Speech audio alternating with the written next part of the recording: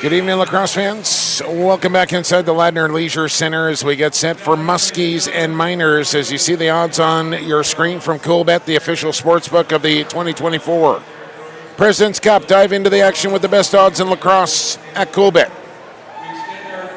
Stay Coolbet responsibly. Indeed. Miners, a favorite by 2.5 goals on the point spread.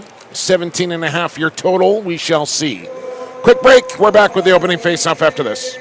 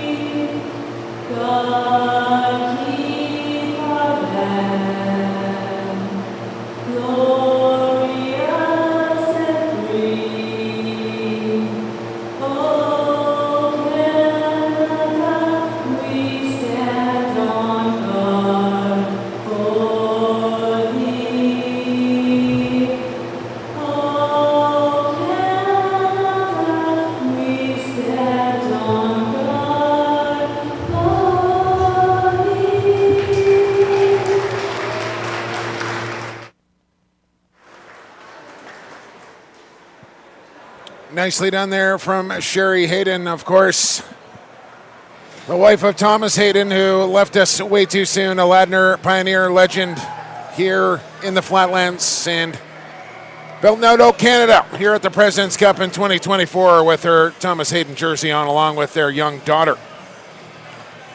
It's Jake Elliott, it's Teddy Jenner, and yes, Mohawk Lacrosse, the sponsor of this period number one. The best in the business when it comes to finest handcrafted wooden lacrosse sticks. A family business making the best sticks for over 25 years. If you're looking to touch a piece of history, you should start with Mitchell Brothers Hickory Stick. MohawkLacrosse.net. Galiwade Mitchell, Loelis, Josh Sanderson, the Snake Island bench. Cornfield, Sedgwick, Jared Toll over there. As 2-1 against 3-1, Miners and Muskies. Muskies in their whites, Miners in their black. Blow the whistle. Let's play some Dewa Alado. We're underway. There's Sego back to Mohawk territory. As the Muskies look for win number 3, which will put them in a good position to advance to the Final Four. But there's Mike Triolo scoring on the first shot of the game to make it 1-0. Well, that didn't take long, just 17 seconds in, and Triolo picks up right where he left off from yesterday's game against Victoria, where he really put his team on his back in that game late in the third period. And this is just a heavy, hard outside shot that beats Nick Demuth through the wickets. Sorry, Tim. I was just having a little sip of my booster juice that got delivered right to the broadcast booth once again. Pandering paying off. Big thanks to Jay Fox. Back-to-back years delivering booster juice to the broadcast booth. They forgot one, though. Well, you were doing the game. Here's a chance for the Muskies. Scores! Right in there. Ichioni ties it up. All right. So this is how we're going to play this game. 2 goals, 32 seconds. Take the over. 17.5 maybe in jeopardy early in this one. As both teams scoring on their first shot of the game. First Triolo, then Ichioni. And we're tied at 1. Officials, your crew chief is Marcus Fisher. He's along with Mark Smith and Vince Burrell. Get your scratches here quickly if we can do that in between goals. Joe Hall, Nate Woods, Adam Bomberry. We got him listed down here as Abby Bomberry. Yeah, I know, I've seen that. What happened there? Cam Ichioni and Kyler Johnson scratches here for the Muskies tonight. And out is Sonnigton, Yo, DiGirolamo, Christensen for the Miners. Demuth, the starter, along with Cam McLeod. A good goaltending matchup. Couple Panther City boys not helping out their save percentage early on. No, batting a 0. But they've both been exceptional through their minutes here so far. And I'm sure they will settle into this one. As here comes Sam Firth up to Skylar Thomas, who has yet to find the back of the net. Does have 6 assists. Von Harris has found the back of the net plenty of times. A little server there from Winter Rivera. And he'll just have to dump this one in deep as Von Harris with 8 goals, 2 assists for 10 points. And a lot of people raving about Winter Rivera and this being his second President's Cup and still only 17 years old. Just everyone remarking about how talented this young man is. He might put Joe Hall's record in jeopardy if he continues to play Senior B lacrosse. Needham on a corkscrew, caught the post. Farrell with the reset. And now it's Lachlan. Into the middle, took a couple of whacks on his way through. McIntyre got bumped off. Here's Bergloff. That one bounced off a helmet. And the Muskies will come down with it. They're coming off an 8-4 victory over Six Nations yesterday. As the Miners played, was it yesterday they played twice? I believe it was. Yes. Standing Buffalo, a convincing win there. And then 12-9 over Victoria to finish up the day. And as we know, as it stands right now, Standing Buffalo and Victoria will be on the outside looking in, which means just one more team will be on the outside and 4 teams will be on the inside. Yeah, it's basically a 4-team race for that final spot, as Allegheny at 4-1 are pretty much already in. Ladner, Edmonton, Six Nations, and Snake Island all battling for the final 3 spots. 2 teams at 3-1. Yeah, and I would think Ladner and Edmonton will have the inside track there, and then you come down to Six Nations and Snake Island. And Six Nations picking up a crucial win over Standing Buffalo earlier today. That was a fun game. Yeah, it was. If you say so. Harris, good pick and roll. Rivera can't get it past McLeod. That's a nice save for Cam McLeod. Obviously, giving up the first one is never what you want to see from your goaltender, but it's what do they do on the second, third, and fourth shots right after? And both goaltenders here have shut the door. And it very well might come down to a head-to-head tiebreaker as you look at the remaining schedule here. Snake Island with 2 games tomorrow, Teddy. As here comes some good speed from Echione, looking for a second. And he put it off the pad of McLeod. And the rebound will be gathered in by Lachlan. Snake Island will play both their 2 games tomorrow. Their first coming against Standing Buffalo. Not going to be an easy game, but you would hope the Muskies would get through that one. And then they got Ladner at night, and that might be a tough one on the back half of a doubleheader on the same day against the host team. Agreed. But depending on what happens in this game, Six Nations Edmonton. Yeah, could be circle that one, right? There's a goal. Kinnear.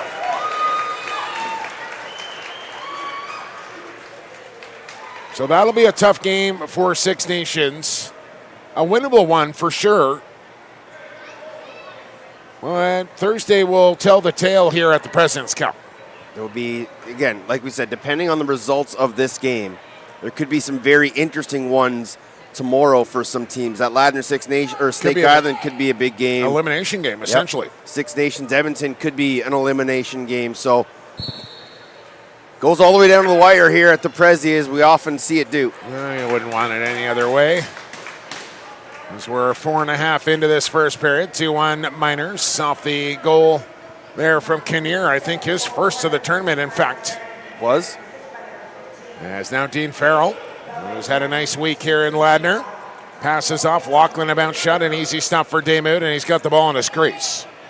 And Damoud's been really solid this whole tournament for Snake Island. Just kind of has to continually settle in, play his angles, and you and I talked about it the other night, like he doesn't have many weaknesses. Wallace Thompson with a throwaway as he was pressured on the 8-second call. And just had to get rid of it. Shots 5-5. There's the captain Triello to McIntyre. As he goes across to Farrell. Here comes the pick from Kinnear. Echione steers him out high. And now Needham into the middle, loading. And Damoud stepped out, cut down the angle, made the stop. Oh, nice move there from Hops. As he hopped around his man to come up with a loose ball. Nicely done, sir. Yeah, I've really been impressed with the Snake Island defenders and their ability to handle loose balls in transition up the floor. They just do a really good job of keeping momentum going forward. They don't turn a ball over very often. No, solid goaltending, stiff defense. We just need a little more production offensively from guys aside from Bushi and Harris. And that falls on the shoulders of guys like Firth, Rivera, Thomas to chip in and maybe get a little in transition as well. Farrell. And a good save for Nick Damoud. Yeah, we talked about the depth of scoring during the Minto for teams like Orangeville and Coquitlam. If you're going to be successful in a long, grinding tournament like this, you need your top guys to be your top guys, but you need number 3, 4, and 5 producing as well. That's exactly what the junior Adnax did for the 24 Minto Cup champions. Never get tired of saying that, Teddy Jenner. Don't know what you're talking about. There's Bushi.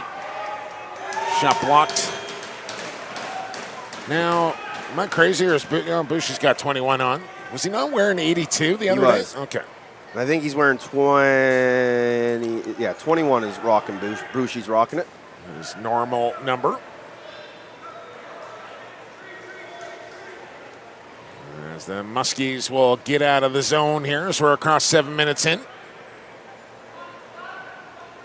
Still one more game to come here on day number 4. Pioneers and Shamrocks will round it out. Shamrocks will be looking to throw a wrench in Ladner's plans to book a ticket to the semifinals.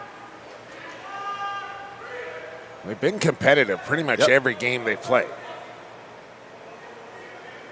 Good job by this Miners defense to kind of really start picking up the pressure here and keep the Muskies on the back foot, not allowing them to settle in offensively.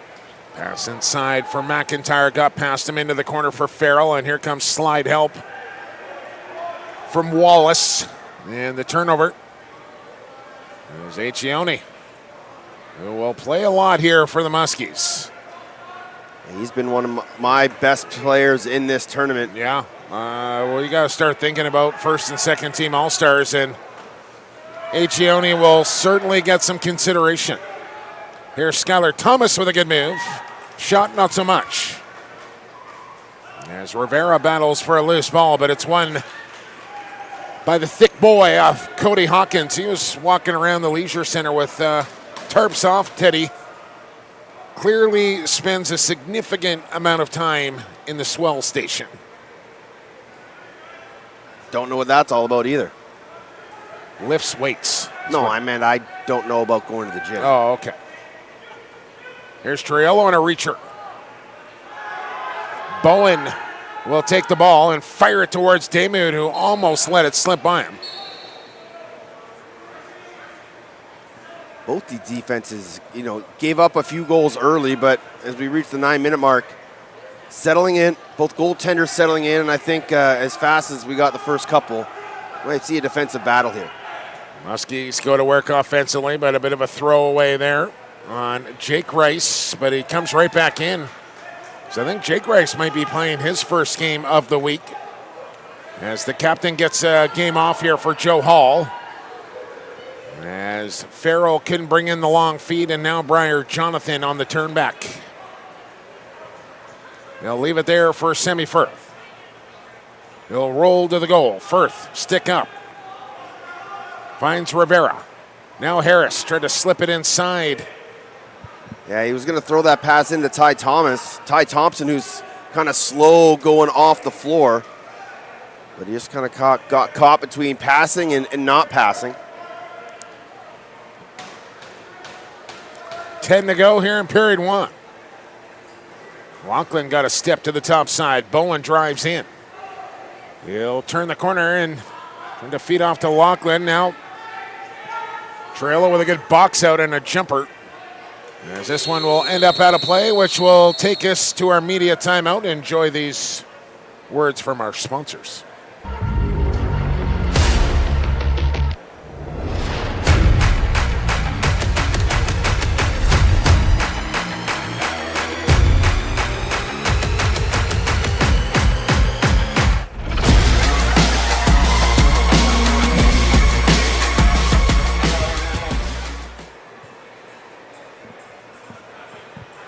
All right, we're back. What do you think of the opening 10 minutes, Jenner? Bit of a feeling out process here. Obviously, 2 goals, 2 shots right away kind of woke everybody up a little bit. But we're starting to see a little transition. Teams starting to get their legs going. But again, I've been super impressed with how these 2 defenses have started to play in these first 10 and a bit. Aggressive, out on hands, not allowing free looks in the middle, and always clamping sticks on balls coming through. So the offense is going to have to do a little more work. 2-man games, slip picks, work the ball, get the defense moving side to side. Back underway we go. Might want to turn the AC/DC off while play is going on, or maybe not. There you go. Bushi. Thomas took a stiff check there from Duff. Looking for a shooting lane. Good rotation here from Craig. Thomas kicks it back. Harris over the top, hit the post. And Jake Rice had no idea the ball was coming his way. And that's a good look for Vaughn Harris as he was able to use the 2 defenders as screens. And Cam McLeod got bailed out by his post. Here's Firth off the wall. Fresh shot clock for the Muskies. Bushi brings it in, drives, and serves one low into the stick of McLeod. Yeah, not a great angle for Bushi, but a good look nonetheless for the Muskies. But got to keep going in front. Now Craig shooting, scores! Oh, he sniped it. Right into the top corner over the shoulder of Damoud. And it's 3-1 Miners. Brett Craig burying his third. And off wing, little quarter twister, far corner. Had Damoud fuel. What am I trying to say? Fooled? You do need a booster juice. Damoud fooled? That's a bit of a tongue twister. Damoud fooled. Apparently not. But he did fool him. Yeah. And he's got his third of the tourney. And it's a 2-goal lead now for the Miners in can you talk about a very important game? Oh, Achione just couldn't quite catch up to that one. Haven't seen as much hacking and whacking as we have in a couple of the last games we've called here on BC Sports. An absolute slugfest in that last one between Six Nations and Standing Buffalo. And after the affair with the Pioneers the night before, you got to think that Riverman team is going to be pretty softened up. Firth denied. I don't think there'll be any softening of or by the Rivermen in this tournament. Battle tested for the Ontario champions. Harris, penalty call coming. And Lentz had his stick yanked out of his hand. And it looks like Rivera has been identified. Well, power play opportunity here for the Miners, and we continually talk during this tournament how if teams are going to continue the parade to the penalty box, you have to make them pay.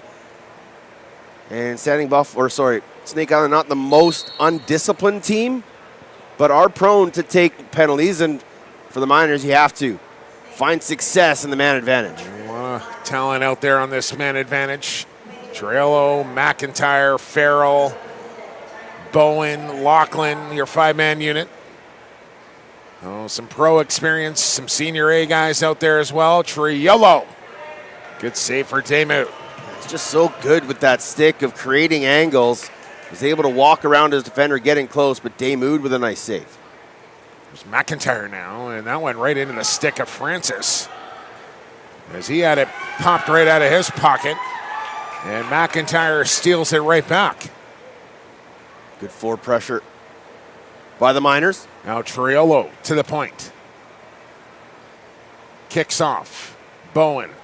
Triolo dangling down to the crease. Lachlan stopped as Demuth tracked it and anticipated that pass to the crease. Yeah, Triolo's so good at keeping that stick high. You never know if he's going to shoot or pass.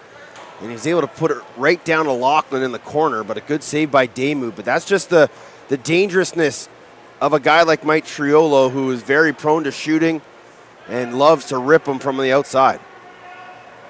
Muskies killing off some time here. 6.5 to go in the first. Trailing 3-1 and still 30 seconds to go in the penalty time to Winter Rivera. Little pedestrian 30-second kill there for the Muskies. Same five-man unit right back out. McIntyre to the point. Bowen serves it to him. Shoots it. Scores! Sidearm, hip high, glove side. Power play goal for McIntyre, who continues his strong play with his 10th goal of the President's Cup. Has the Miners up 3. And for the Muskies, they cannot afford to let this game start to slip away. No, they're not really a team that wants to play from behind. I think they're a much better team playing with the lead. And I think you could say that for a lot of teams, but in particular here for Snake Island, they just don't quite have the firepower up front to mount comebacks. And I think would prefer to play a much lower scoring defensive game than anything else. Yeah, I think they want to kind of take the air out of the ball and kind of slow things down, make it methodical, make you work for everything. There's Needham inside, couldn't get the shot off. Farrell finds Lachlan across the top. Easy stop there for Demuth. Shots on goal 16-10 Edmonton with the 3-goal lead now. And remember, Snake Island plays 2 games tomorrow. So this is a massively important game for them going into their toughest day of the tournament. Harris over the goal. Turn, shoot, Rice. Didn't get much on it. And McLeod able to stop it as it was Hebert that got the start against the Shamrocks yesterday. And remember, McLeod just allowing 3 goals against the Ladner Pioneers a couple of days ago now. And the ability to have depth. Reverse backhand attempt. At the goaltender position to keep those guys fresh and not relying on just one guy like Snake Island does and like Standing Buffalo does and like Ladner does. To be able to trot two guys out there, keep them fresh, very beneficial. Absolutely. Bushi shoots it, and no one came out high. Darts away from Kim. A floater there, missed the goal. And it's picked up here by Williamson. He's got a free clear. He's got Craig coming with him. Flip it back. Here's Craig looking for two. And Demuth says no. Yeah, it's a smart look in transition from Williamson. The defender sprinting out the back door for the Muskies was catching up. Found the trailer and a good look for Brett Craig, but Demuth equal to it. Need him one more time. Farrell, a quick feed, quick move. Bowen tried to hit Kinnear. He'll pluck it with one hand, give it to Lachlan. Load in, look short side. And Demuth will just drop it down at his feet. And Lachlan trying to get Demuth leaning off his pipe. The Muskies goalie held on. Brian Rice, as both Rice boys in the lineup tonight. Rivera. Harris tried to fake it and just had it roll right out of his stick.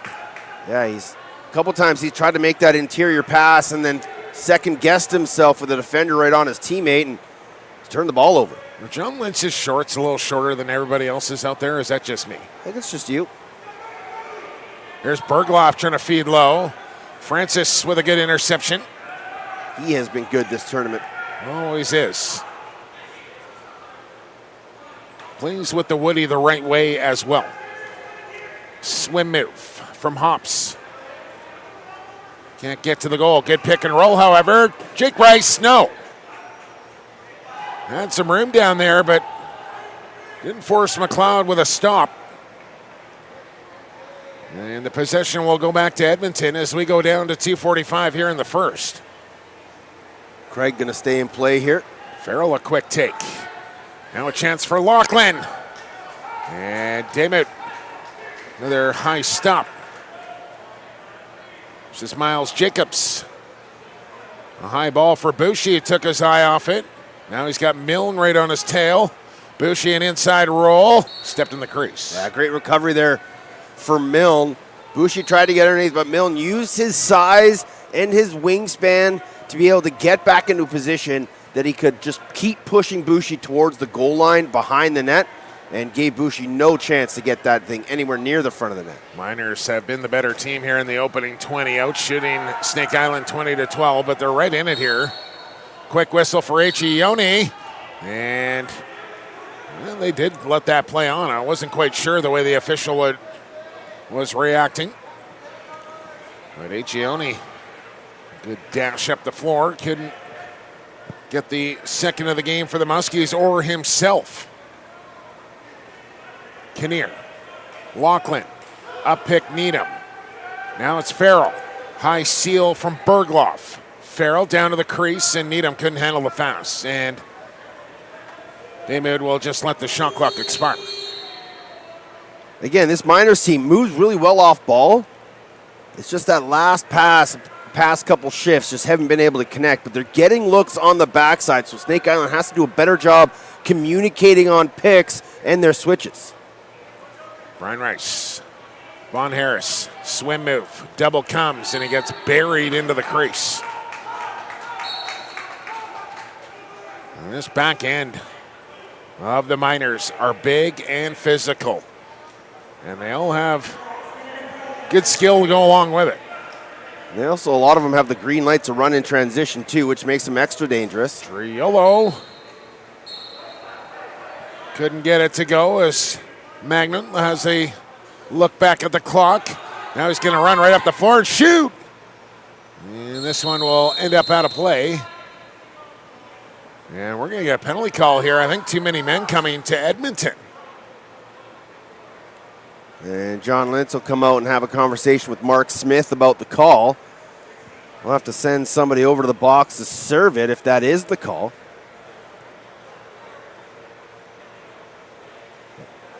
And I think it's going to be Richard Lachlan who's going to be the in-home for the Miners. Will be. First opportunity in the power play for Snake Island, an excellent chance here at the end of the period to get back in this game a little bit and get some momentum going to the break. Could certainly use one here.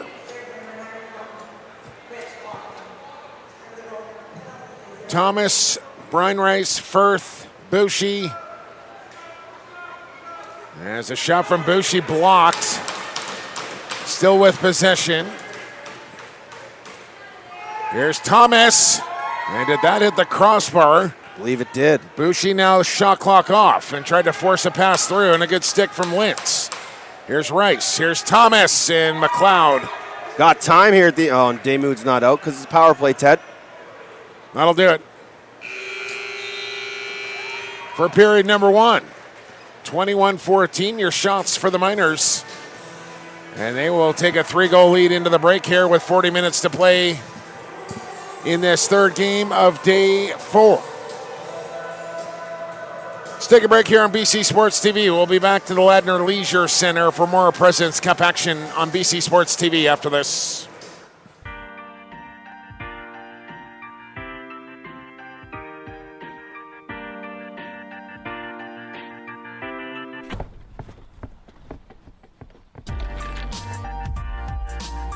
Know your limits. CoolBet helps you control your gaming experience. Stay cool. Bet responsibly.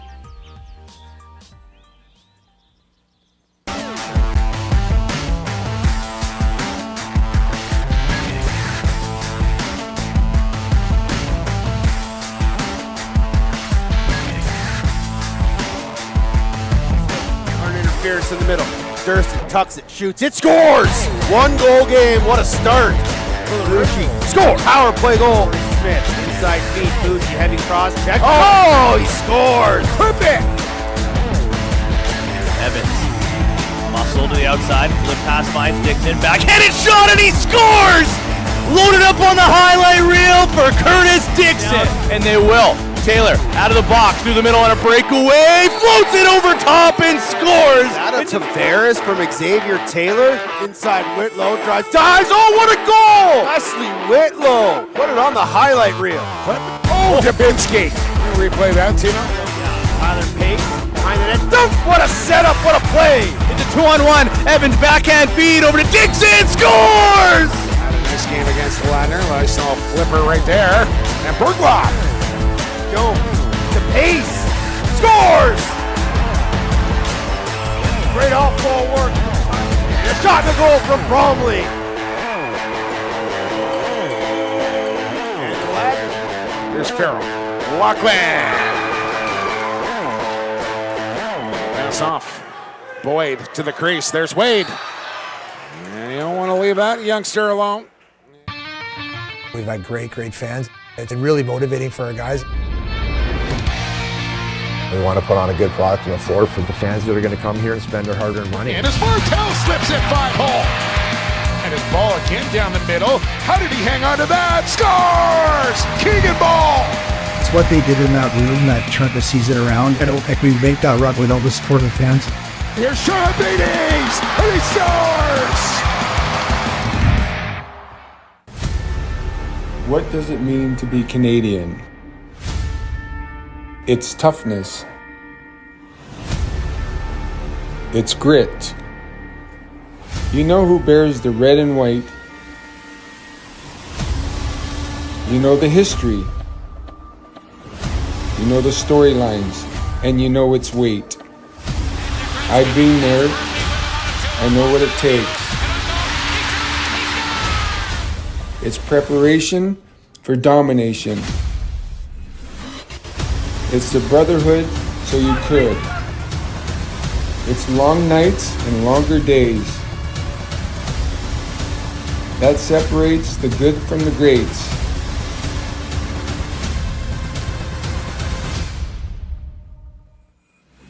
This is Canada.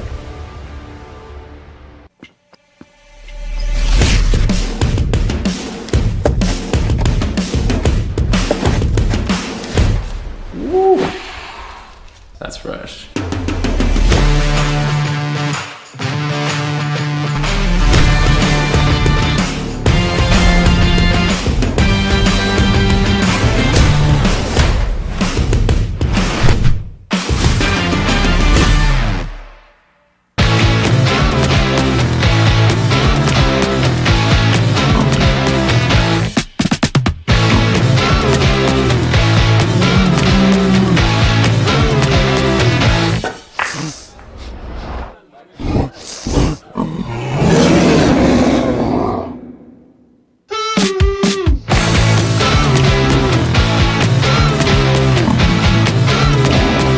Embrace the unexpected.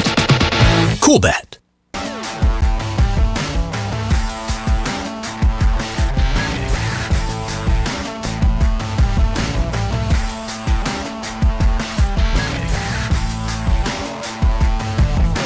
Interference in the middle. Durston tucks it, shoots, it scores! 1 goal game, what a start.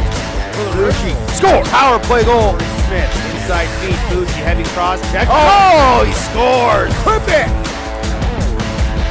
Evans, muscle to the outside, flip pass finds Dixon, backhanded shot, and he scores!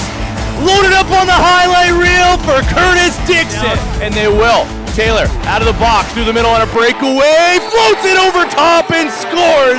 It's Tavares from Xavier Taylor. Inside Whitlow, drives, dives. Oh, what a goal! Leslie Whitlow put it on the highlight reel. What? Oh, Dubinsky. Replay that, Tino.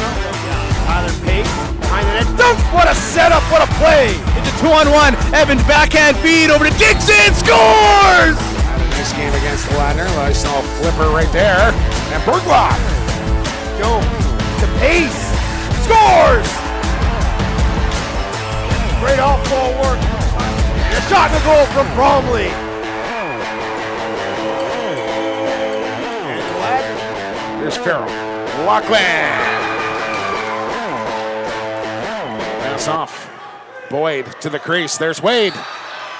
And you don't want to leave that youngster alone.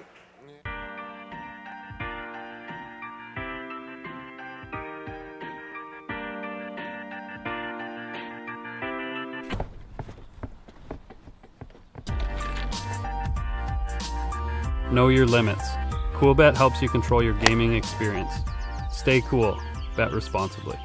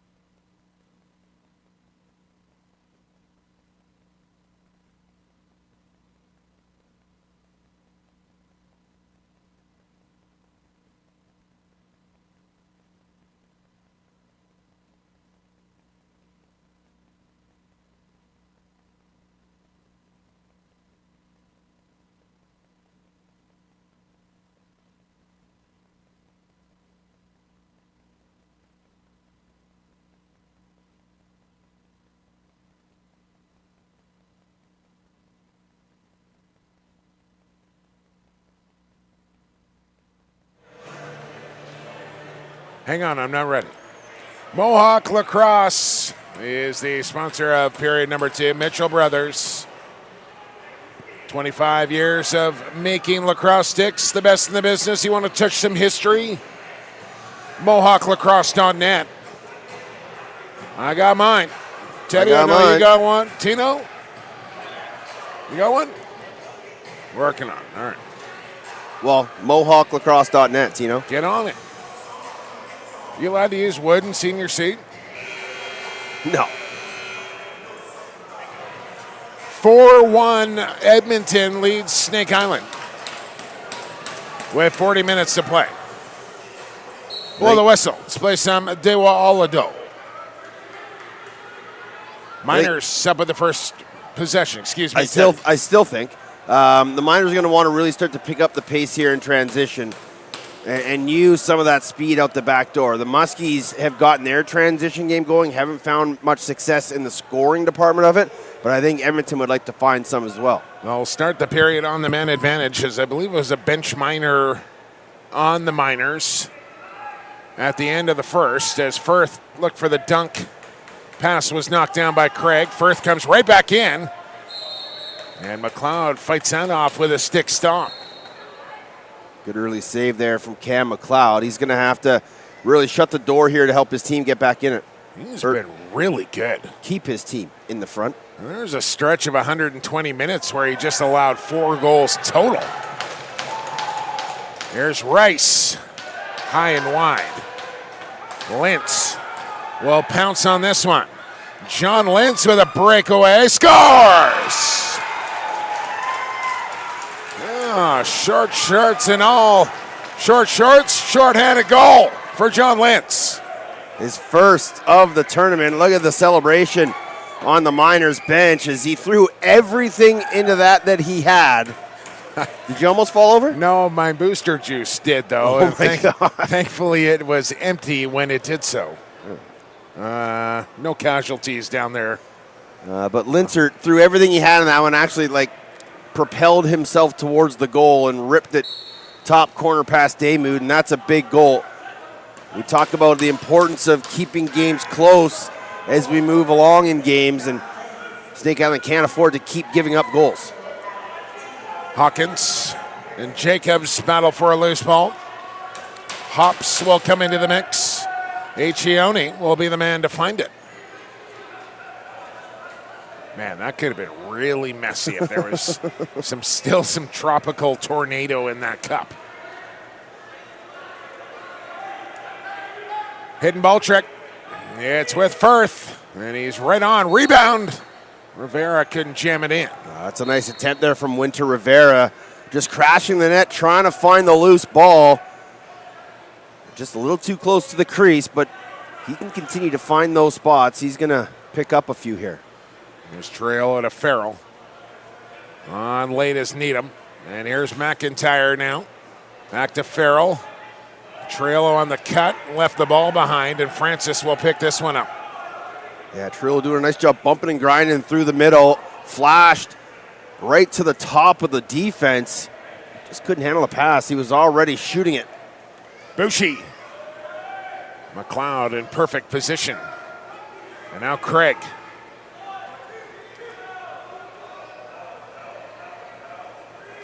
Wearing Brett LaRiviere's old number 42, if I'm not mistaken. You've called enough of these to know more people than I do. Deep pull. Here's Bowen. Good spin move. Knocked down from behind. Takes a whack while he's on his back. And now Hops will push ahead. Got some speed coming in. And look top corner. The ball bounces right back to McLeod, who has to close the wickets quickly. That was a nice change of speed from Hops. He saw that the Miners were slow in changing, so he just stepped on the gas and took that shot and almost fooled McLeod over the far shoulder, but ends up being back in, so possession stays with the Muskies. Funny how some guys just have an extra gear when it comes to that sort of thing. Never had that, Teddy. One speed only. And it was not fast. Here's Winter with a bounce shot, and Rivera can't find the goal. Now, dunk attempt from Harris, who stepped in the back of the crease. Muskies are starting to throw a lot of junk towards the net. They're going to have to get back in this game, down 4. Lynch hits the trailer Triolo and then hits the deck. There's a good stiff cross check there from Tyler Armstrong. And good job not to force that pass through the middle from Casey Swamp. All name team. Had Rice sprinting off the bench, but would have been a tough angle. Bouchy, 12 on the shot clock. Still Bouchy, going for a lap. And now he's going for a nap as he's knocked down. Not sure if they called it a moving screen or if he stepped in the crease, but again, this Miners team, very effective extending defensively, especially once you're on the run to the outside. They're just going to keep you there. Farrell will come back on. Derek Copps tried to give him the lift check, but didn't get it. And then Bowen came right down the pipe and extends the Miner lead here in dangerous times for the Muskies in this one. And just watch Bowen. Flashes through the middle. Swamp can't get a stick on him. And a nifty little backhand feed catches Bowen in stride. And not sure what the whistle's for here. Goalie change? Can't be. Is it? Maybe. I don't see their backup goalie anywhere. Kobe Johnson, he might have gone down the tunnel to get the gear, and There that's he comes. yeah, he is.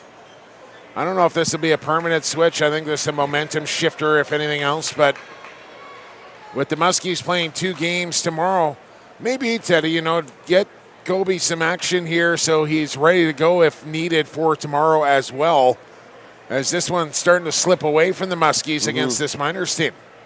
They might be just starting to look ahead to tomorrow a little bit to keep Damoud fresh. A loss here drops them to 2-2, and like we mentioned, it makes tomorrow a vastly important game. They play Standing Buffalo first and Ladner to finish the tournament. Oh, what a big hit there. Man. What do you think? Armstrong. Like 3-3 gets you in, right? Should. It'll probably be a tiebreaker at the 3-3. But then you're either facing Allegheny or Ladner in the opening round. Well, we've seen they're both beatable. Yeah. And the Miners, no easy out either, ever. And they're starting to find their stride after that first loss. Yeah, we talk about it all the time.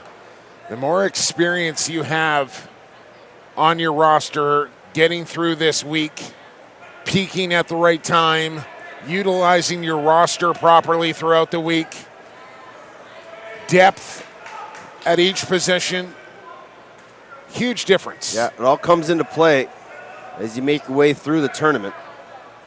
And we talked about teams using multiple goaltenders. You just mentioned, using the guys on your roster, whether they're healthy or not, putting them in. You got to. You can't just have one group of guys playing the whole tourney. There's no chance to just dress your top 18 every game. You cannot do it.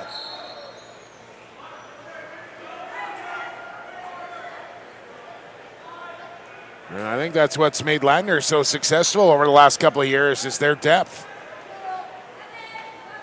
Armstrong, no. McLeod in front of that one easily. Some frustration with the Snake Island bench. Yeah, and that's what a hot goaltender will do, is just kind of get you off your game, and now he's in your head. Ooh. Head level, buzzing the tower of Kobe Johnson. As Hops will run it down the corner, and out comes the Muskies offense looking for their second goal of the game. Von Harris. Vonage. Swim move. Back door. Nice save, Cam McLeod. Stuck the left toe out. He is dialed in. This is Craig. Finds the trailer. Farrell. Rebound. And Craig diving through the crease. Couldn't get it to go. Good hands there from Brett Craig. Now Bushi got a man off the bench. Rice! McLeod looking ever so calm and collected with a pad stop. That was right on top of him, too. Bushi whistles one wide on the sever and hangs his head in disgust with himself. Yeah, and that was just 7 seconds after the reset. So, again, as much as they need goals to get back in this game, you got to try and tire this Miners defense out. You're rarely going to get a one and done. You got to just keep on going and find multiple resets. Move the ball. Get them swinging side to side. Penalty call coming. Bergloff shooting. I could use multiple coffees right now, Teddy. I am fighting it hard here on day 4. Slashing call coming up to Francis. Miners 1 for 1 so far today on the power play. Shots have tightened up here a little bit. 27-21 now, but the spread is 5. And now they'll have to try and kill off a penalty. And we talk about Triolo's ability to pass to all 4 guys that are out there on the power play. Also, very good at throwing the big looping corkscrew from the top. Around the horn it goes. Bowen, Farrell. This near side, Triolo at the point. And a good read there from Hops to knock down that pass intended for McIntyre. Got to get a shot off here. Yeah, no reset. Here's McIntyre and off of Johnson's elbow. Johnson's coming in and made a couple nice saves since relieving Nick Damoud, who looks to have all the gear off over there at the Snake Island bench. So I kind of think his day's done unless something unforeseen happens. But this might allow Damoud to play both tomorrow if he takes the rest of this one off. So I think that's probably the strategy here for Galiwade and company. There was that overhand corkscrew from Triolo.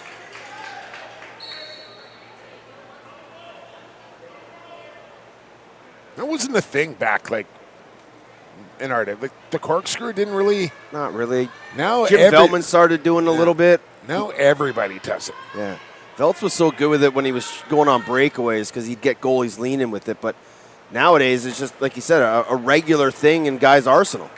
We have a throwback. Jesse Phillips, really good at it in transition, too. He also had a 7-inch bag in his stick. Touché.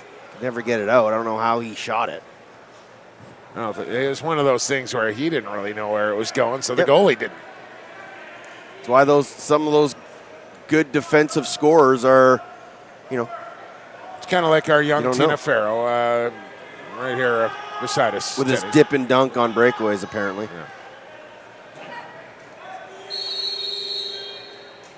Yeah. Shot clock violation on the Muskies. 10 seconds to go in the penalty time to Francis. 11-10 here to go in the second. And they'll take that. That's 30 seconds killed off the penalty.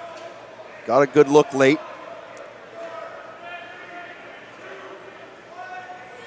And out will come Francis. In will come McIntyre to Farrell. He'll send one across for Triolo. Accioni on the hands. Farrell had to reach out, shoots it. Kobe Johnson. A good stretching stop there.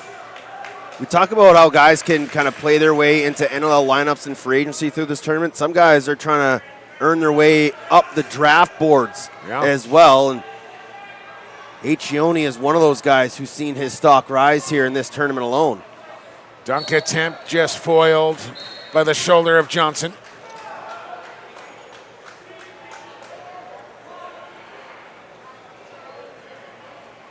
Miles Jacobs, sponsored by the Chiefs, who are off to the Mann Cup for a rematch of sorts with the Shamrocks. What was it, 96? That was one of them.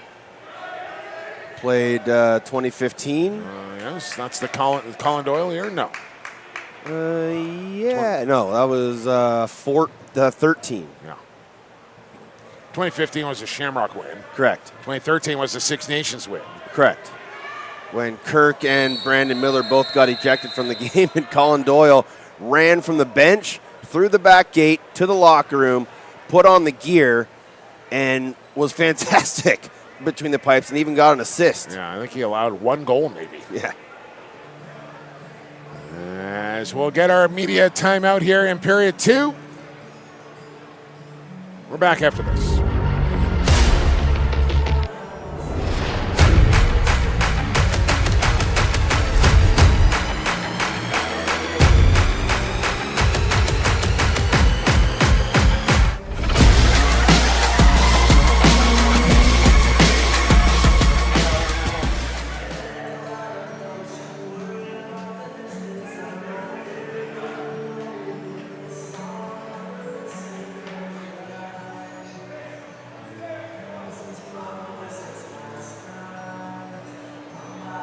Cool bet.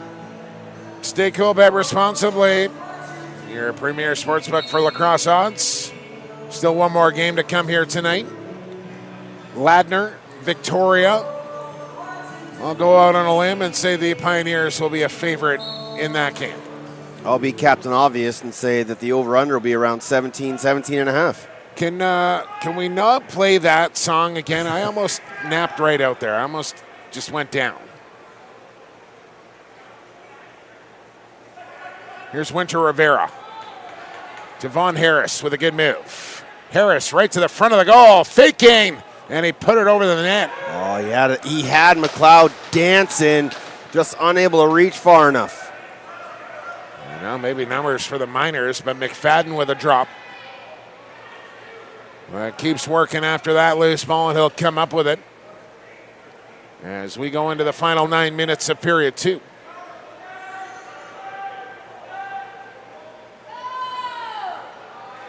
Short clock here already for the Miners. And they won't do much with it. Here comes Magnan to Winter Rivera. We'll be off to Ohio State to play for Nick Myers. Class of 2029. That is crazy. Will turn 18 in December. If he fulfills his 4 years at the Ohio State, we won't see him in the NLL until like 2030.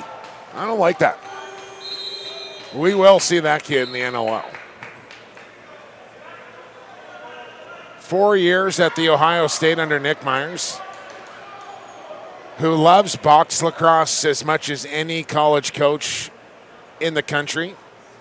Mm-hmm. So you know he's going to be allowed to play box lacrosse in the summers during the off season. And I can't imagine how good this kid is going to be by the time 2030 rolls around. Just 6 years of experience he's going to gain. Well, not only in skill, but like size, physical, like mental, all of it. Speaking of physical, here's Craig, scores. A specimen on the run, makes it 7-1. Had 2 goals coming in, has 2 goals here tonight, and just easy pace, picks the far corner on Kobe Johnson. And it's now a 6-goal game. And I think the real bite to this game has completely left, if there was ever any. Yeah, I didn't really have that temperature coming into it, and it's been about as cleanly played of a game as we've seen here at the President's Cup so far. Oh, yeah. Well, as I say that, why did I say that? You Larshied it. Yeah. Don't text me, Mouse. Just don't. But a two-hander from Matty Kim to the midsection of Shane Francis. He didn't even have his Woody in his hand at the time. So Snake Island will get their second power play 0-for-1 so far, and they got to start to find something. Any sort of momentum. He got his money's worth on that job. Wow, jeez. Slashing indeed. All right, here we go. Rice, Firth, backdoor, Thomas, McLeod. He gave up the first one on the very first shot. Yeah. And he hasn't looked troubled since. Forgot about that. It's been a while. I mean, it was what? like 37 seconds into the game. The first goal was 17 seconds in, and then 20 seconds later we got the second one. 2 goals, 2 shots in this game, and now he's settled in nicely. Johnson fights one up. Ball loose in the corner. Needham with the hustle. Comes back up with it. Miners bench likes that. Yeah, he's had a good young tournament for Marcus Needham. Never stops working. It's kind of that guy at the cog in the offense that doesn't need the ball, doesn't need to get his shots. He's out there to grab loose balls, set picks. Score when you can. Yeah, do the work for everybody else sort of deal. The grinder role. Yeah. Some people are built for it. And every offense needs at least one Yes. of those guys. Preferably 2, one on either side of the floor. You don't have to be the biggest guy. You just got to be one of the hardest workers. There's Rice, a skip down to the crease. Boucher, back up top it comes. Rice, a flip. Now Thomas tried to hit Harris. Hawkins knocked it down. Boucher sends it back. Harris is stopped by McLeod again. And Firth was open on the backside, just begging for the pass from Vaughn Harris. And now McFadden will bring it up. As the penalty expires, 0 for 2 are the Muskies. It's a good kill. Miners will look good. Here's Farrell on the turn and burn, and he had that one roll out of the pocket. There's a collision at the center stripe between Kinnear and Armstrong, and he almost threw it away. But Hops will be able to run it down, and the Muskies will bring out the offense. And we talked about it, if Boucher and Harris aren't going, who's going to step up? Yeah, and right now their only goals come from their back end and Matt Accioni. Sub shot, Rice. A squeezing stop for Cam McLeod. Yeah, good look for Rice as ball swung. They got the defense moving. It opened up the lane. And then that shot came through a bit of a screen, and McLeod had to react to it. I asked Tino this earlier, Teddy, but is it hotter in here today than it's been all week? I think so. It feels like it, man. I don't think they have as many of the fans on. It's just stuffy. Bowen shoots high and wide. Shot clock violation on Edmonton. Shots now 34-26. And speaking of 6, it's a 6-goal lead here, as the Muskies stuck on 1. The one thing the Muskies lack on offense, as we kind of talked about, Boucher, the grinders, is there not a lot of height out that front door. And this Miners team is a very, very big physical defense. And sometimes it's hard for the little guys to find their way as Boucher slices and dices. But that's what you got to do. Got to move your feet. Keep moving off picks. Don't keep fading to the outside, because that's exactly what the Miners want you to do. As Boucher gets his 10th. Just open up a little lane through the middle there. A couple good seals for the Toronto Rock forward. Nice job in the draw there by Matt Kim. Yeah, he's done well there. Having him has allowed Tyler Burton to take a few shifts off from the face-off dot, which is very rigorous, but allows him to run a little bit more off the line. Yeah. And I think, the more you can kind of spell the veteran Burton for a little later in the week when you're really going to start to lean on a guy like that. There's maybe a chance here for the Hops boys, and they come.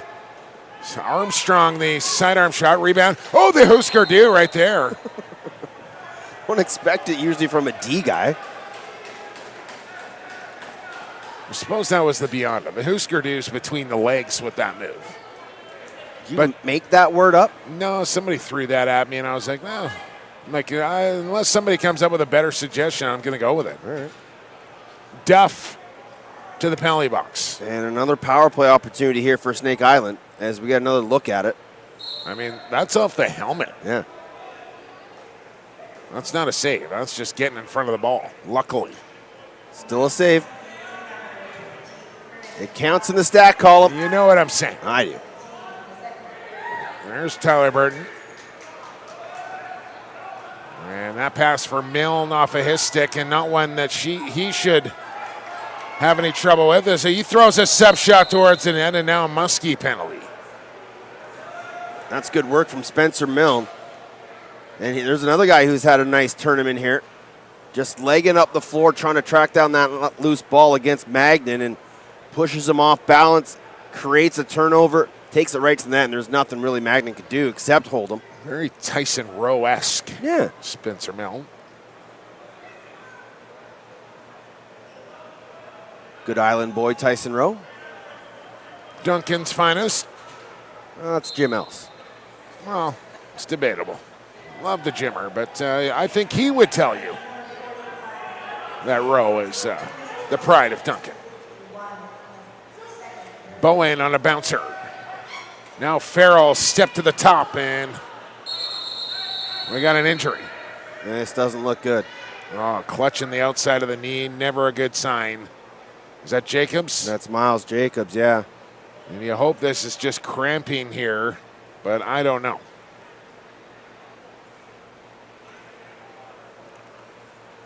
Mama Bear to the rescue here. Still got a minute 17 of 4-on-4 action here with 2:34 to go.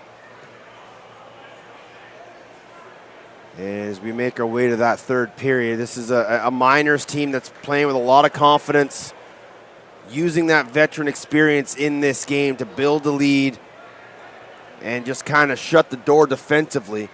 They don't need to do a whole lot more offensively. They've got a comfortable lead. They will obviously continually keep going to goal, but they just want to make sure that they're not doing anything silly, get out of this thing unscathed and move on to tomorrow. And like we mentioned, a win tonight would pretty much see them book a spot into the semifinals. And they would hold a tiebreaker over Ladner if both teams kind of end this tournament with wins, which would mean Edmonton would hold on to the number 2 seed, probably setting up a rematch with Ladner. And then it'll come down to Six Nations and Snake Island for that number 4 seed to play Allegheny in the 1-4. Both those games will go Friday. Bronze medal, gold medal games on Saturday. And then a few days later, the Man Cup will start out in Six Nations. Oh, I assume you're taking the Shamrocks on that one, Jenny? Or, yeah. Want to put something on that, maybe? Well, the cool thing is, and this hasn't really happened before that I remember ever seeing for the WLA, is WLA teams have always been able to pick up players from their affiliate team. Yeah. They're going to be allowed to pick up players from other senior A teams. I forgot about that. They're picking up Mike Messenger and Will Malcolm to add to their team to go to the Man Cup, Just I believe. those two? I think they can add one more if they want. But if you remember, they also traded for Reed Bowering's rights during the season. As long as he's on their roster at the deadline, on a holdout or whatever card they want. Get an extra 5 guys at the Man Cup, too. As soon as you get to a Man Cup, which is a CLA event, you can play anybody that's your property. Yeah. So Bowering could play in that Man Cup. Wow. And just think about it. If they can, depending on who Victoria I'm trying to think affiliated of the with. Chiefs side of things, like, do they have any? No, they can't pick. They can't pick up other players other than their affiliates. Yeah, but I'm wondering, like last year we saw Dane Smith come in at the last second, right? But he was on their property. He was part of their property. But I'm wondering if there's anyone on that list that hasn't played this summer that may be playing PLL right now or what have you. But it's going to make it very interesting to see what else Victoria does. Like I said, well, 2 teams that went undefeated in the regular season. Yep. Shamrocks dropped a couple in the playoffs, as did the Chiefs in the MSL finals. It's going to be a barn burner, man. The fact it's in the East, I think, a clear advantage for Six Nations on home soil, but it is going to be fascinating to watch. All starts next Friday. We'll play, I believe, Friday, Saturday, Sunday off, then Monday, Tuesday, Wednesday. Have Thursday off and then Friday, Saturday off needed. Have we got word of those games going up on YouTube, or what are they doing? I believe they will be broadcasted. I'm just not sure who and or where. Oh, there's a nice one from Vonnie. That's a 4-on-4 goal for Von Harris, and that's a big one. Just, again, I mean, they're not out of this no, thing. not at all. They just got to keep chipping away. When you get your opportunities of the man advantage, you got to take account. When you got the opportunities 5-on-5, you got to make sure you're making it count, and just shut the door defensively on the back end. 4-goal spread with 2 minutes to go in the second. Still time to get a couple more here before the period's over. Even just one more, and you're right in it. But unfortunately, Burton and Kim have been winning possession back repeatedly for Edmonton on the faceoffs. They have not found an answer in that department. Here's Mike Triolo to Jake Bowen.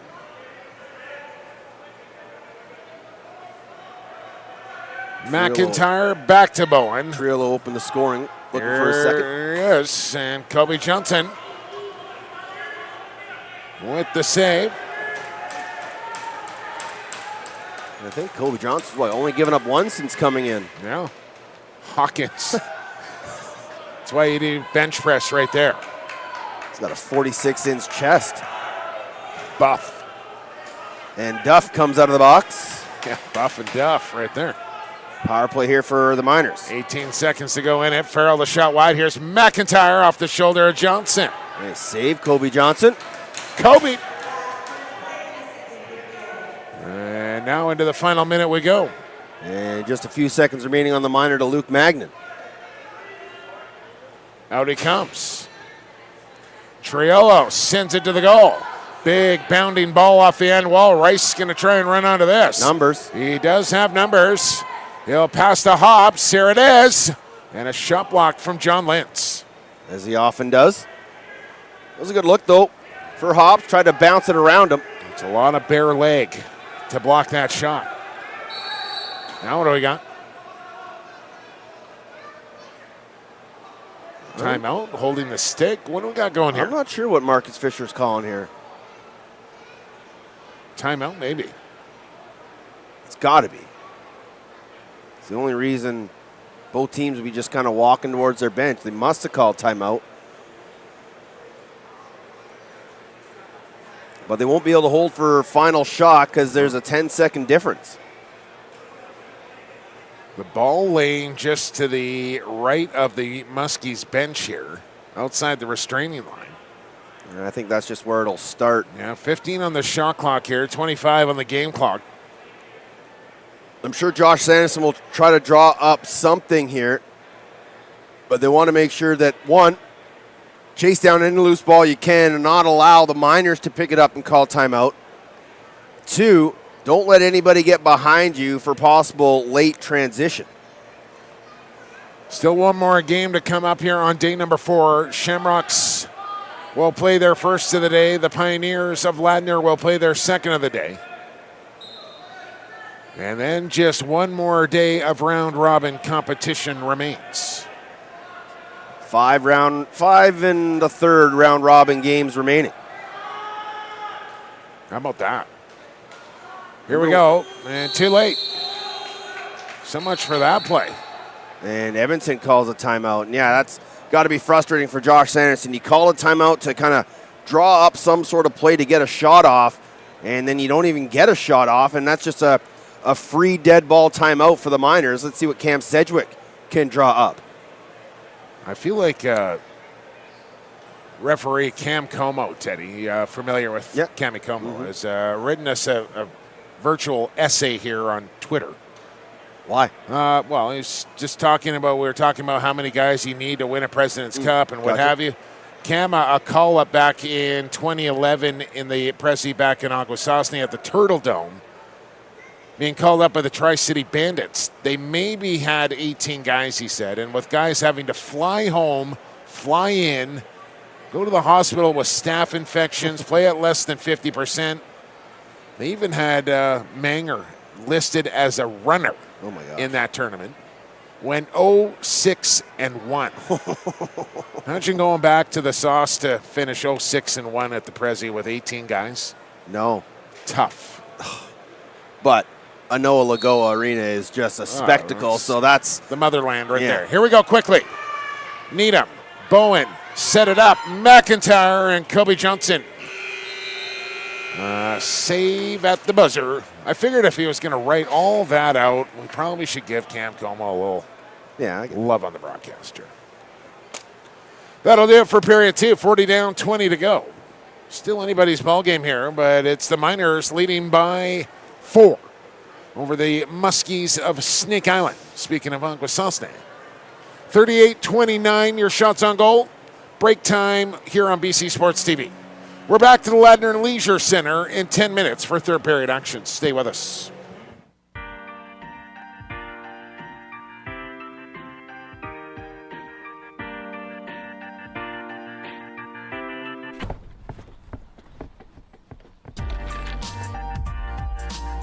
Know your limits. CoolBet helps you control your gaming experience. Stay cool. Bet responsibly.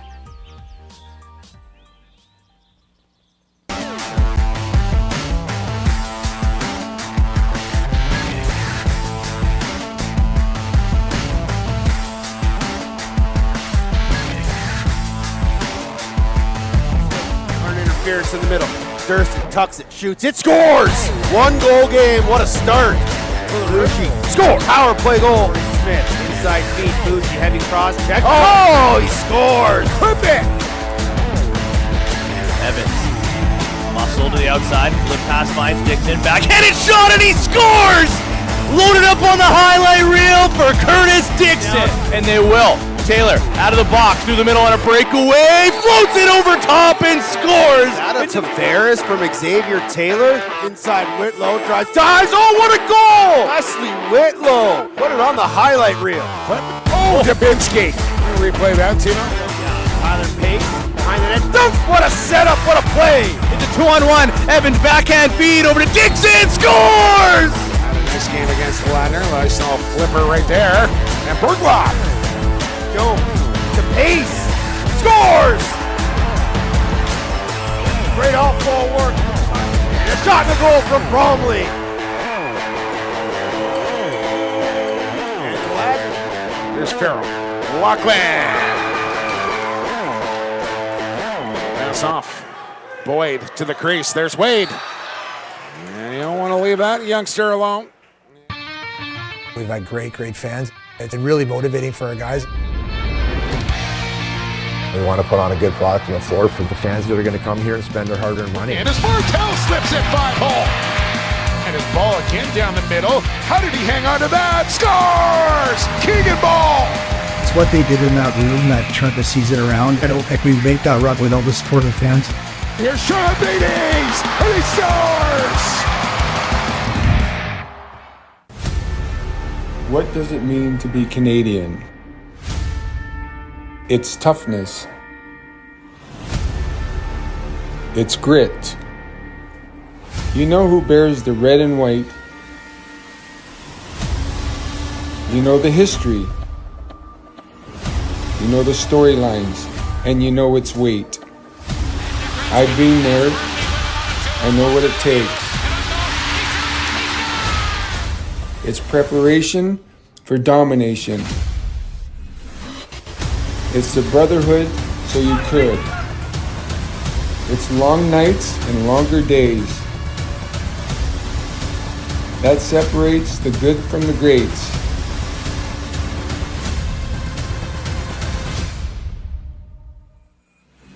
This is Canada.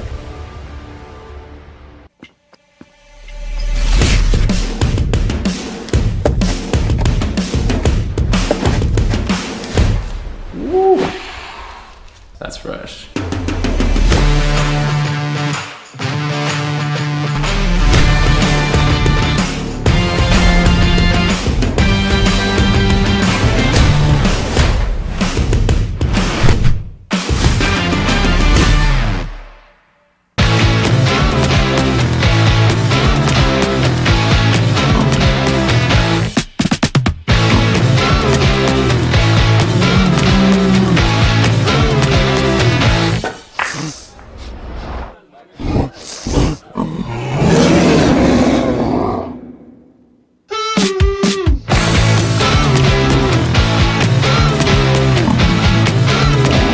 Embrace the unexpected.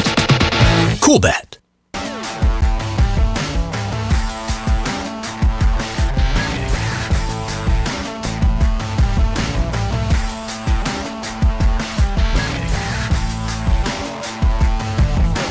Interference in the middle. Durston tucks it, shoots, it scores! 1 goal game, what a start. Bucci, score! Power play goal. Smith, inside feed, Bucci, heavy cross check. Oh, he scores! Clip it!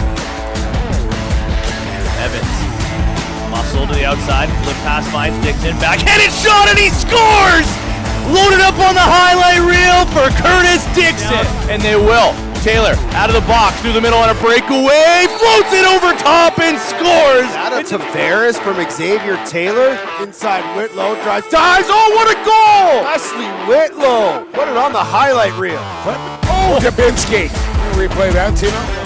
Tyler Pace, behind the net, dunk, what a setup, what a play! It's a 2-on-1, Evans backhand feed over to Dixon, scores! Had a nice game against Ladner. I saw a flipper right there.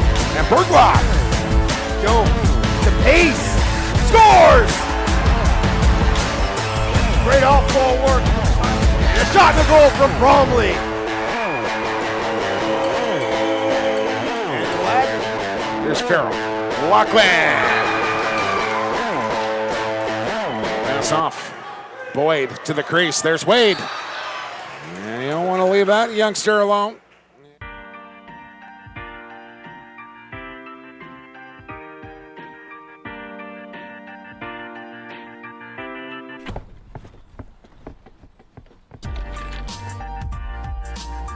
Know your limits.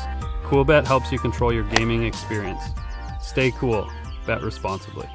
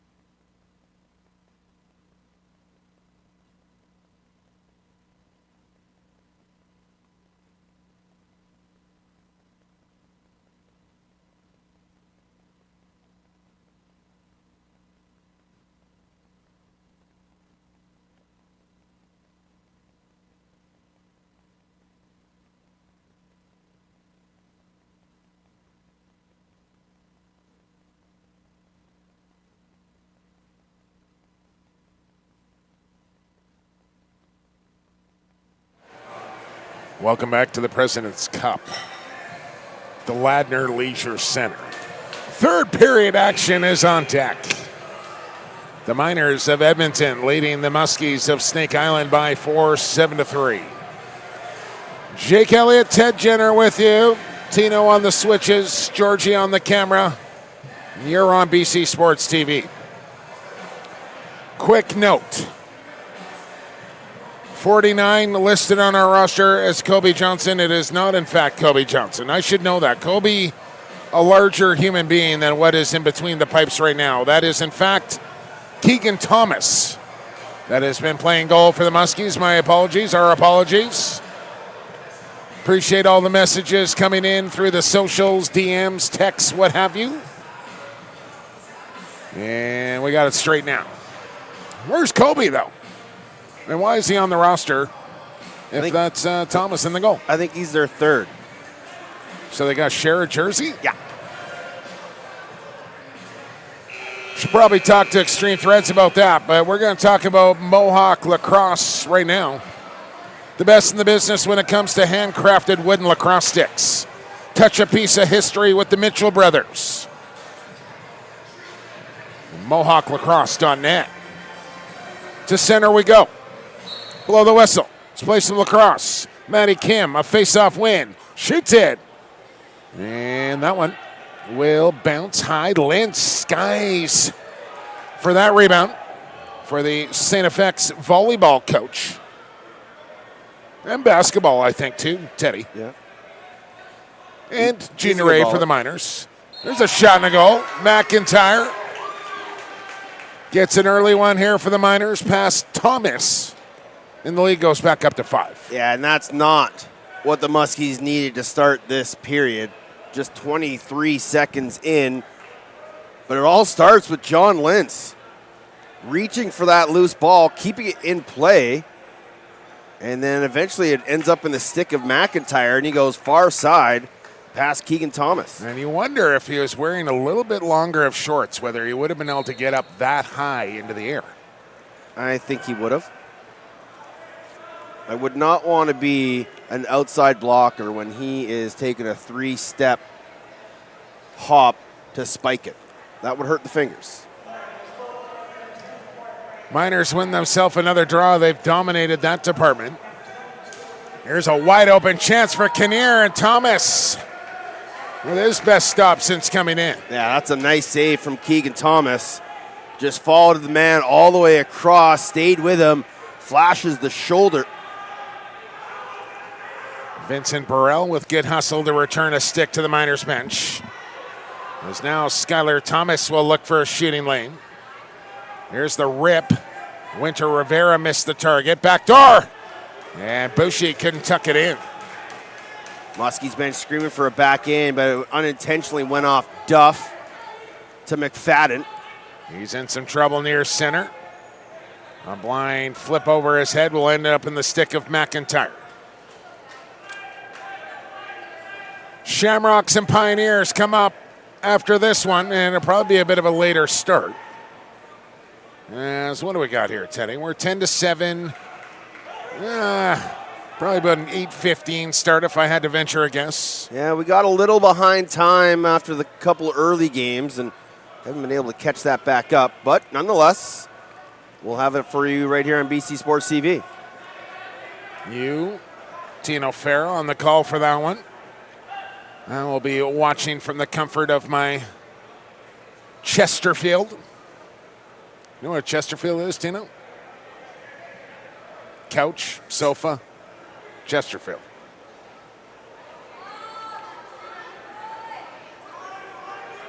Here's Hops.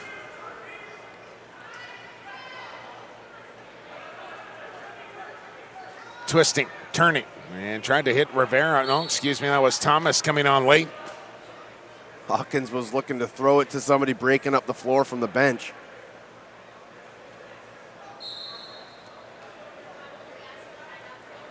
Trail will walk ahead. He gave a very impassioned speech to his team last night during that Victoria game that really sparked his team into the third period. And he does wear the C, but he's also a emotional leader for this group as well, and started them off on the right foot today and has been leading them ever since.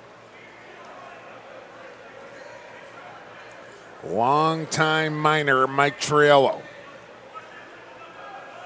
Came out to Victoria for a year or two, a senior. Yeah. He was coached by Mike Simpson and I just remember Mike Simpson standing pregame with him, and they would shoot about 40 shots, just working on Triolo's release, getting it dialed.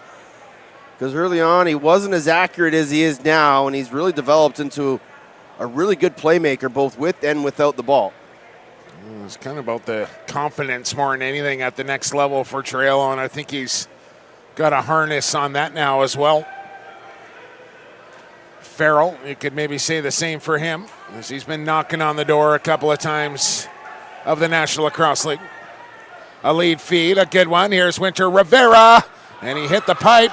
Now hops on the follow-up, and he shot it wide. Got to cash in on those opportunities right there. Cam McLeod continues to be stellar. And sometimes when a goaltender's playing that well, he just forces you to try and pick your spot a little finer, and you just don't see the net like you normally do as a shooter when a goalie gets in your head a little bit. And Cam McLeod has been one of the best here at the President's Cup all week long so far. Yeah, came into this game with an .883 save percentage and a 4.91 goals against. Oh.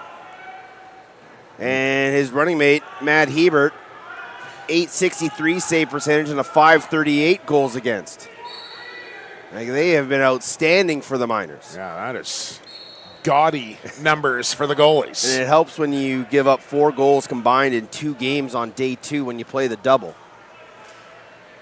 which is kind of unheard of. It really is.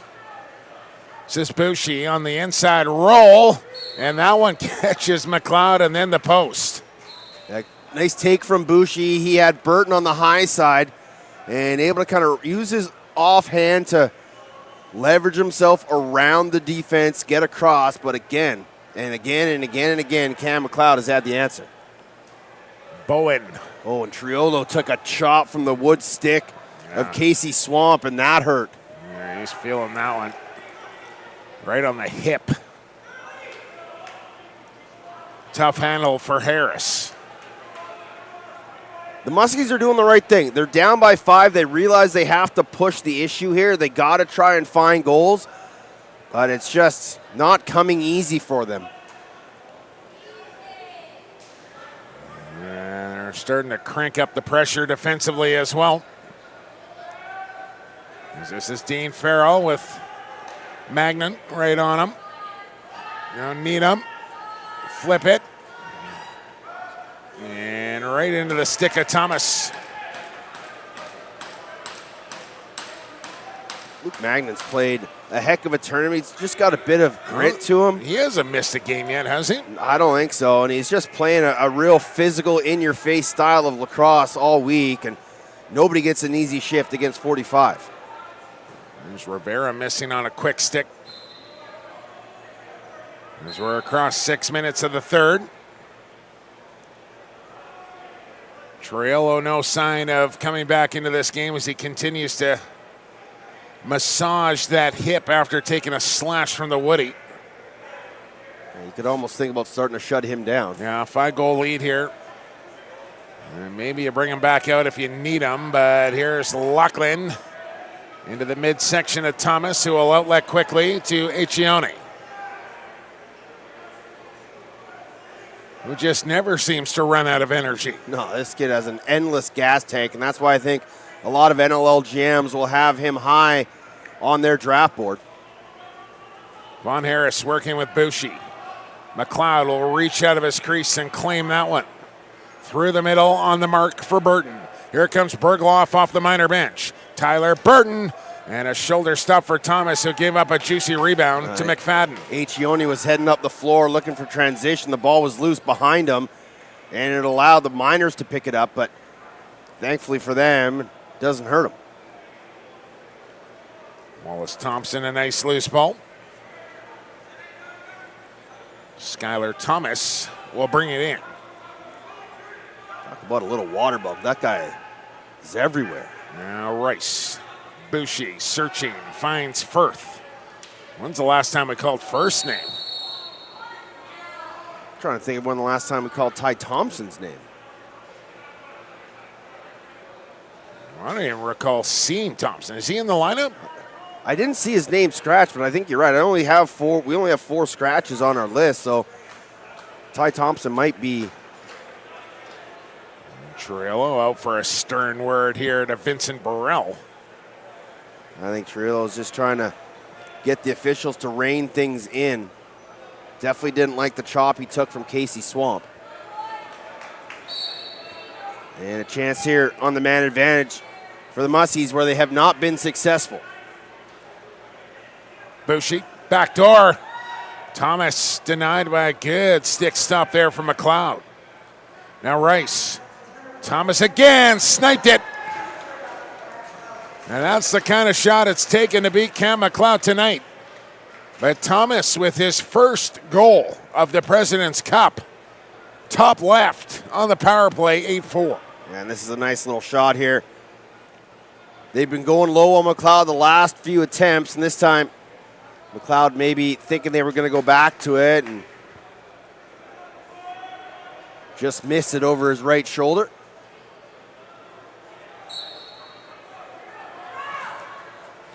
Francis, Muskies win a draw. 4-goal game now. Just under 12 to go. You know what I'm going to say, Teddy? Next goal's a biggie. Yes, indeed. Here's Von Harris. Oh, he hit the crossbar. And it comes up on the limp after that one. Yeah, they keep trying to go with the old dip and dunk, far side, short side. I wouldn't mind seeing one of these Muskie players, just especially the right-hander, just keep running across the crease and put it underneath the glove. Just trying to do a little too much sometimes are the Muskies. And that's just because McLeod's been frustrating them. Chance for Rice. And it takes an extra one from Williamson. Now Craig draped all over Thomas. Frees up the loose ball for Seidel. And a penalty coming to Skylar Thomas. That will not help the comeback efforts. And now we got another one coming. And I think this is Skylar Thomas again. And frustration may be boiling over here for the Muskies. I think this will be a double minor possibly on Thomas. I don't know if there's any relation there with the goaltender. Oh, he's gone. Oh, man. Change box. Change box. 2 for slash, 2 for interference, and it was in the change box, so it comes with an automatic game misconduct. So he is out of this game. And there's Ty Thompson right there with a heavy limp. Yeah. So that's probably why we haven't seen him most of this game. Remained on the bench just for a situation like this, I suppose. Can limp his way to the penalty box and sit there for 4 minutes or less. So a great opportunity now for the Miners to really cement this game away.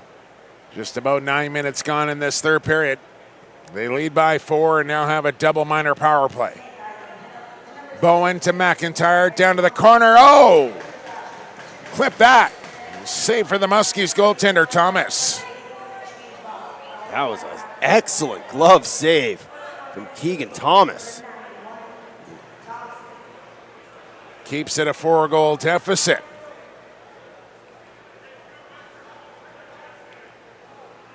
I don't know if they can afford to just chew off a 30-second here. You're down 4 in the third. You got to go to goal. Lintz will steer Bushy low. Now Duff on the hands, and Bushy says enough of that. I'm off to the bench. Yeah, good pressure from Duff. Just got right into Bushy's hands. He wanted to try to get that shot away or even try to flip it, but it's tough to do when you got the wood stick just clamping on you for every single step. Fans starting to file in anticipation of the 8 o'clock matchup. Shamrocks and Pioneers. As we'll go under 10 here in the third period. Time for a little highlight pack here on BC Sports TV.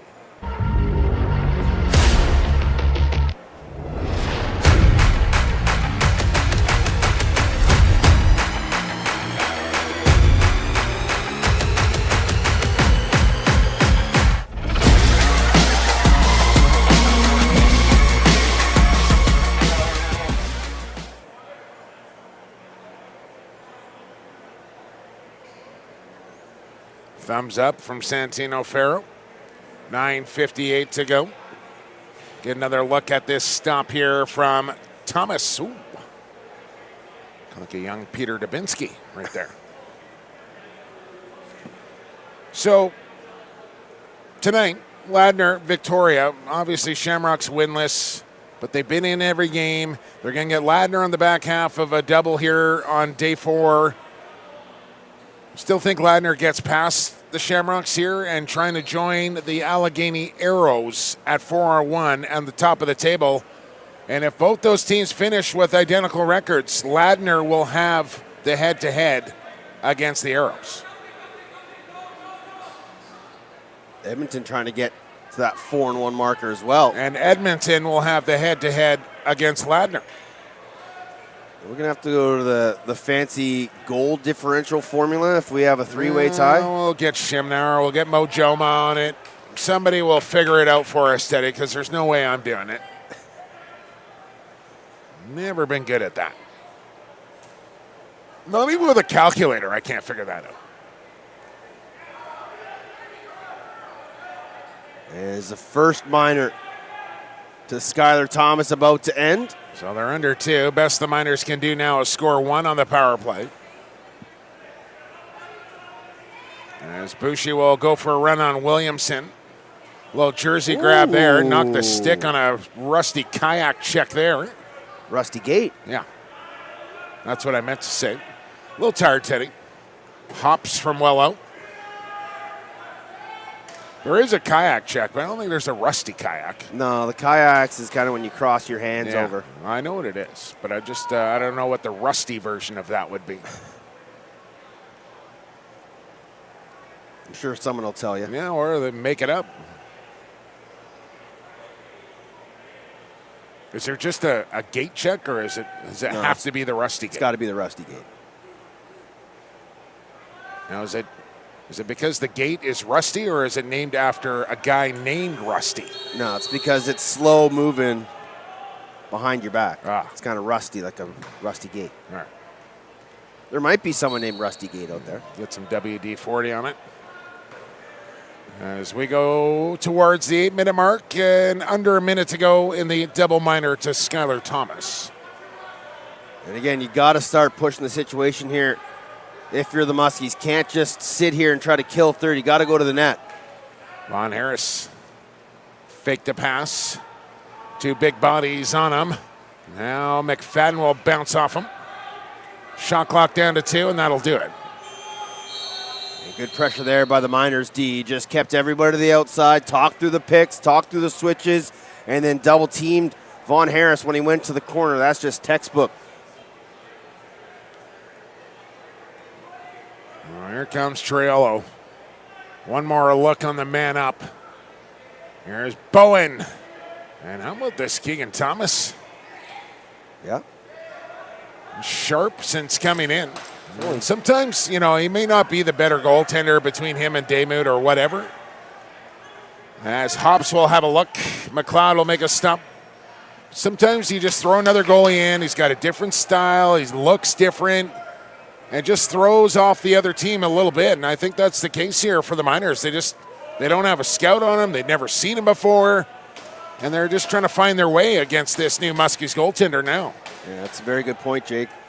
Is oftentimes when you prepare for one guy and you see the other guy, it does throw you off. And then now you're starting to overthink it. And you're like, oh, well, it's not Daymut. It's Thomas. Crap, where am I going to shoot? Sometimes, like I said, with the Muskies, you just got to start shooting the ball. Just pick your spot and shoot it. Firth will do that, and McLeod will make another stop. Yeah, 5-hole's probably not where I'm shooting on Cam McLeod. I'm trying to get underneath his left hand. I'm trying to get him moving. But the more fakes you throw, the less angle you're going to have. Look at that. He's just hanging out there, arms up on the crossbar, leaning back, watching the action. I wonder if he's even breaking a sweat back there. Another nice save from Keegan Thomas. And he's doing what he can to keep his team in this one, but sure is. It's just unfortunate the guy at the other end's been nearly unbeatable. 51 shots on goal for the Miners. They have 8. 4 goals for the Muskies on 37. So, maybe a little guilty of not enough volume on target here for Snake Island. Yep. Here's one from Harris. All right, Cam McLeod, and I think that's the other thing. Cam McLeod has done a real fine job of not only stopping the ball, Teddy, but just rebound control has been exceptional as well. Yeah, there haven't been a lot of second, third repeat possessions. And that's why they only have 38 shots on goal. Yeah. That was almost a slip of the tongue right there. Day 4. But you know what I'm saying? You only got one and dones. Yeah, look at the games where we've seen teams get to 65, 68, 70 shots in this tournament. It's because they're getting multiple 30-second resets. Stretch time from the Leisure Center. 5 to go. Winter Rivera. Can't get around Seidel. So Bushi will give it near side for Firth with 10 on the shot clock. Got a good pick high for Rice, who got his elbow up. And Williamson did not appreciate that. And no call from the officials at all. Miners bench telling them to watch for the stuff off the ball. Here's McIntyre short side, and there's Keegan Thomas. Another quality save. Someone's got to pick up this ball, and Casey Swamp had it but dropped it. An easy opportunity to get out of their own zone and just didn't communicate man ball. So Needham will take the opportunity to kill some valuable seconds off coming down late in this third period now.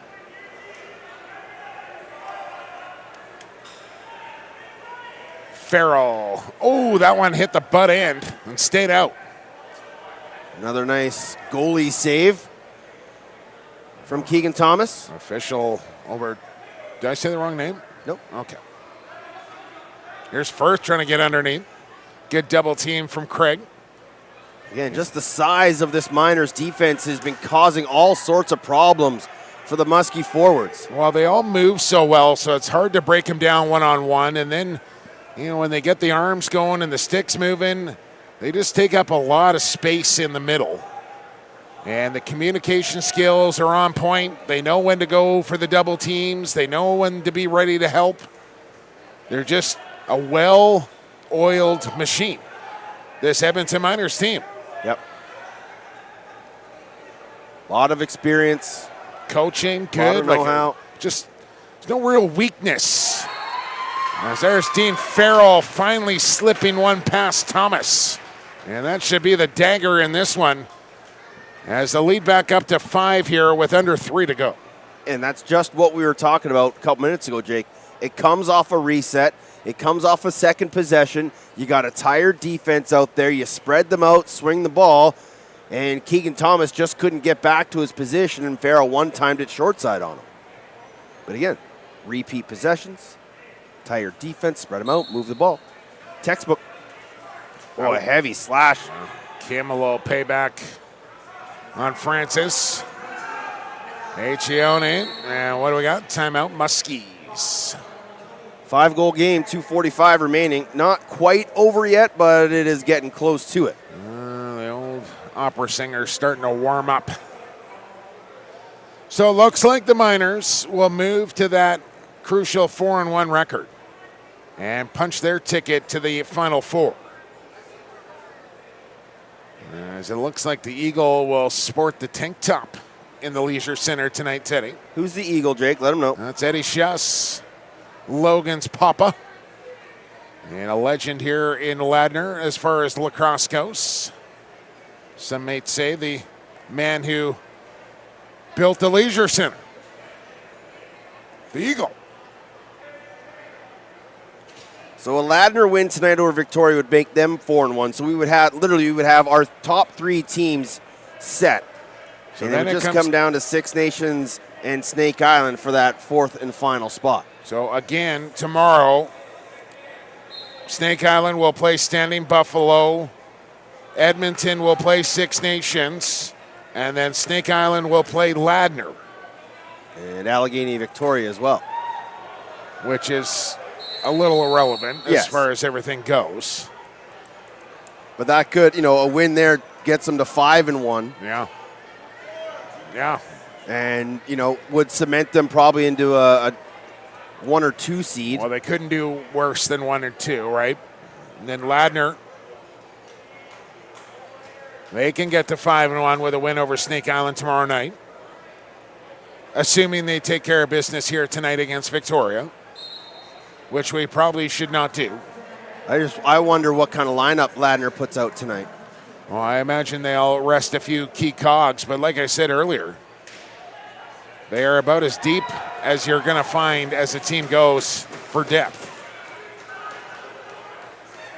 And the Phenom's going to want to play regardless. Yeah, and I think that's why they gave him that rest late in that game this morning, is because they were going to play him in the evening game. And we talked about in the broadcast, if it goes according to plan, he might only be playing half that.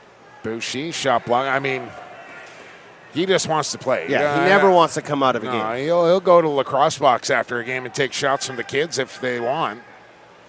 Harris off the post. Firth a re-chance, and yes. And then maybe a penalty call to come here to John Lintz. Yeah, it might get wiped out. No, I think that came after the goal. Firth found that loose ball, and McLeod didn't know where it was, so an easy open net shot there for Sam Firth to get his first of the game. So it's a 2-minute illegal cross-check on John Lintz. Should be Muskie ball here, I would think. And I'm going to face it off. minute 48 remaining. Muskies trying to claw their way back, now down 4. Going to have to get a bunch in a hurry.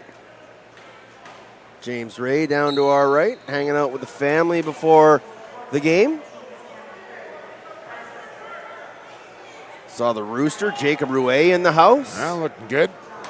Looking forward to getting down to Vegas for the season. Me too. You doing the doubles again? I hope so.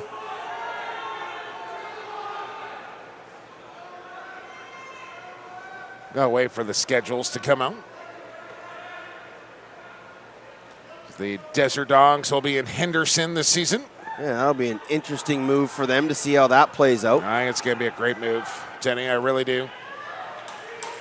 Another nice save from Cam McLeod. This time on Winter Rivera. Firth with a rocket off the dasher board and out of play. And Brett Craig wants this as he quickly gets up the floor to pick up this ball. Swims away from trouble.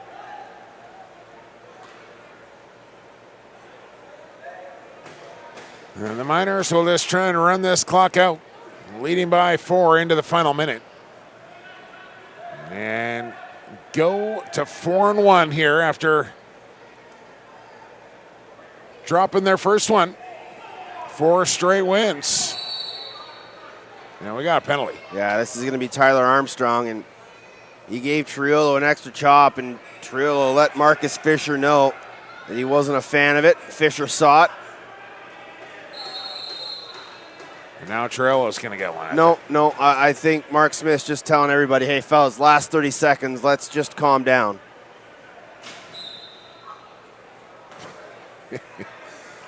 This is about as intense as you're going to get as far as lacrosse goes. It's just a week-long battle. Yeah. And it's friends off for 7 days straight, no matter who you're playing for. The heat gets cranked up pretty quick. And I would expect. Now Hawkins out here. It's a good D-line out here for the Miners. Brett Craig, Hawkins, Williamson. We saw Ladner do this earlier. And Milne. Yeah. Smart. Yep. Just kind of deter anything from happening. They're not out there to fight. They're just out there to say. Cody Hawkins might be. He's kind of wandering around going, you want in? Yeah, I'm here. And Brett Craig will have to roll this into the corner. And he will. And they'll just run the final seconds of this one. That'll do it. A low-scoring affair between the Muskies and Miners, but it's Edmonton that comes out on top in this one by 4. 9-5 your final as they outshoot Snake Island by 11, 55-44. Your MVP predictions, please. I want to say Cam McLeod. As do I. I might give it to Brett Craig. Okay, If you're going to go Cam McLeod, I'll go Brett Craig. All right. And I'm going to give it to Keegan Thomas for the Muskies coming in and kind of balancing things out here. Holding the fort, Yep. as it were. I agree. 2 goalies, goalie union. Let's have it.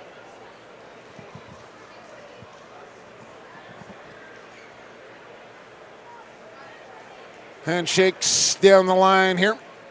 As McLeod and Daymud will embrace.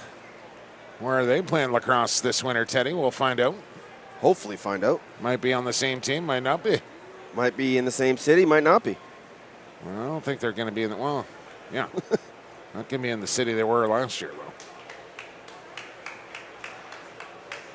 Good performance here, though, by the Miners. Obviously, both teams started hot, 1 goal, 1 shot, 1 goal, and then they kind of settled in defensively. Both teams did, but the Miners just, again, using that experience, using their knowledge and their know-how, and their size. I think to me was that and Cam McLeod were the big difference in this lacrosse game.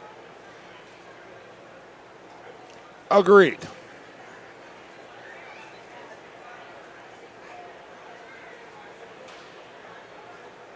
And hopefully we've got the MVPs in a timely manner.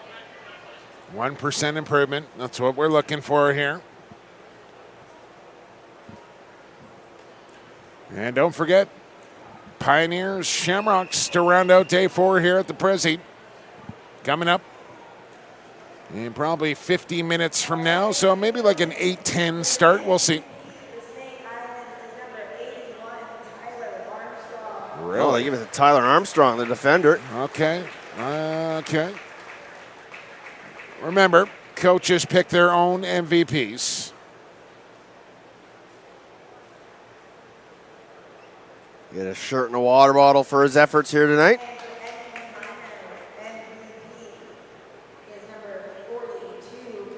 All right, called it, Jenner. Brett Craig. 2-goal effort for Craigers. Great defensively, pushing in transition. And he had a heck of a lacrosse game, did Brett Craig. One final picture with Armstrong and Craig, and that'll do it for game number 3 on day number 4, which means just 1 more to go. I think they're saying, hey, Brett, if that shirt doesn't fit you, come find me. I'll get you a bigger one. He's like, I'm going to give it to my girlfriend. Yeah.